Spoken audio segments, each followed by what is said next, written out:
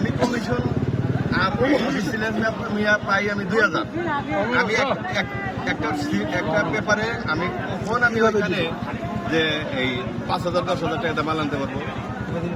আপনারা এটা দেখেন, এই আজকে বৃহস্পতিবার, যদি কোনো পরিবর্তন না হয় আপনারা, আমি আর আগেও বলছি, হ্যাঁ রোববারে ঢুকতে পারবেন না, হয়তো আগামী সপ্তাহে সভাপতি সাহেব শোনেন, এই ব্যাপারগুলো গুরুত্ব সহকারে দেখতে হবে। ঘটনা হইলো, ঘটনা ঘটাইতে হয়, তারপরে কারণ হলো বিমানের লোডার করে এখন 1,500 2,000 টাকা দিয়ে গার্মেন্টসের বানানো লাগে, তারপরে মাল দেয়। বিমান কি পারবে আপনারা, কিন্তু বন্ধ করতে পারবে।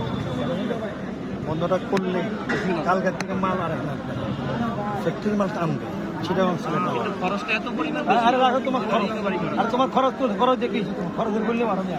আগে মাল মাল যদি বম্বে সিলেটের চিটাগং দিয়ে শুরু হয়, যদি স্পেস যদি সুযোগ পাওয়া যায়, তাহলে মাল বিমানের যেন লোক কমে হেনে মারমো। বড় ভাই, আপনার এই কথাটা শুনেন, আপনার এই কথাটা, আপনি যে কথাটা এখন বললেন, এই কথাটা 20 তারিখ থেকে 6 তারিখ পর্যন্ত আমরা সবসময় মানছি যে আমাদের। এখন আমি আপনার আরেকটা কথা বলি, রিজেকের মালিক ফয়সালা করবে আল্লাহ। এখান থেকে চলে গেল, আর যারা আমরা না খাই বললাম, আল্লাহ যখন এই দুনিয়াতে আমাদের পাঠাইছে, আমাদের রিজেক দিয়ে পাঠাইছে, এটা যে কোনো উপায় আমরা পাবো। এটা নিয়ে আমাদের টেনশন করার কিছু নেই ভাই। শৃঙ্খলা করতে আল্লাহ আমরা উশৃঙ্খলা ব্যাপারে ভাই, আপনি বলি উশৃঙ্খলা যদি ধৈর্যের শেষ হয়ে করেন, আপনি জানেন আপনি 1:30 পর্যন্ত আইছেন। আমি একটা এই 20 তারিখের পর থেকে আজকে পর্যন্ত একদিন খালি 10টার সময় চলে গেছি, বললাম 10-15 জন ফোন করে আমার এখানে আবার নিচে বাধ্য হয়েছে।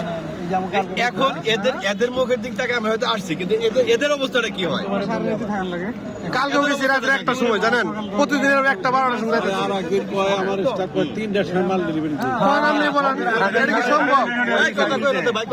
ওই গেটটা খুললে শর্ত একটাই, ওই শেড পর্যন্ত আমাদের লোক যাইতে হবে, তা না হলে আমরা ওই শেডে যাওয়ার দরকার নেই। স্পষ্ট জিনিস। হ্যাঁ, এটা কি লাগে সিভিল এভিয়েশনের মধ্যে অদ্ভুত দিয়ে এটা লাভ। হ্যাঁ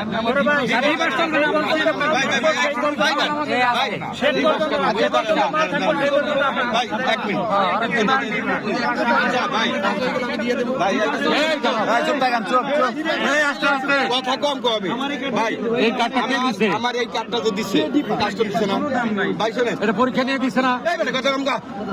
এটা যদি আমি যদি অকারেন্স করি, আমার যদি এই কার্ডটা থাকে, আমার এই কার্ডটা থাকলে আমার 14 গোষ্ঠী সহ তো খুঁজে পাওয়া যাবে, তাহলে সমস্যা কোন জায়গায়? এটা হলো এক ম্যানেজমেন্ট কাস্টমসের জুরিডিকশন এরিয়াতে ঢোকার জন্য দিছে। বর্তমান সিচুয়েশনে এয়ারসেলের জন্য এই পাস না, এই পাস হইলে তোমার একটা জায়গা আছে, কত তুমি যেতে পারো। আচ্ছা, আমার এরিয়াটা ভাগ করা আছে, তাই তো? আমার এই এরিয়া যেটা ভাগ করা আছে, অ্যাপ্রন এরিয়া যাবো না। আচ্ছা, অ্যাপ্রন এরিয়ার জন্য ওদেরকে এখানে যখন ভিজিটর যায়, ওদের আলাদা ডিভাইস আছে না? আমাদের প্রত্যেকটা পেপারের সাথে একটা ডিভাইস দিব, একজন ব্যক্তির সাথে একটা ডিভাইস দেবো, কাজ ধরে যাবো না। আমি ঝামেলায় নামবো, আমার মাল যেখানে কাজ দিয়ে নাই মাল